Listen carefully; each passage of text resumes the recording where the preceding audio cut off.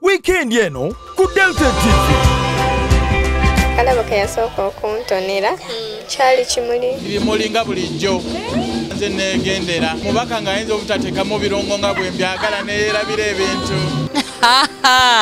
Oyo ye mwami Medi Adam Kasujja webadde ng'akoola mukyala we Maaso Malungi Nambiru Hilda Prosi banage ye Maaso Malungi yamuzzemu ng'ayita mu kayimba. Nja kwagala nnyo mukwano.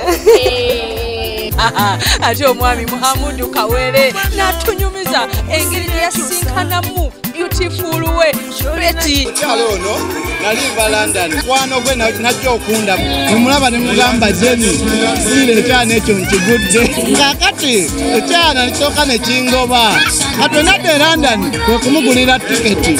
Bannange Betty ayina engeri gy'ayitamu erinnya ly'omwami we Mood Kawere muli bewa be London.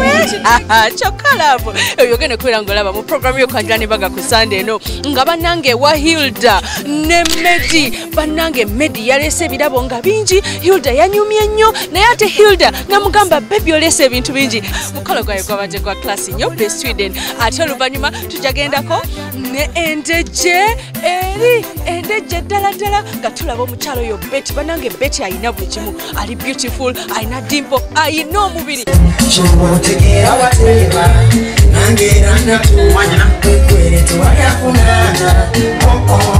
Oro omwami Mood Kawere natonera tata emmotoka nga yatuku market nga mbisi nga mwebaza okuzalira kibitiful te omukolo gwawe basitudde buli muyimbi ebirabo byabadde bingi nnyo ate bambi programu y'okwanjula n'embaga ku Sunday eno saa 10 nange Sharita.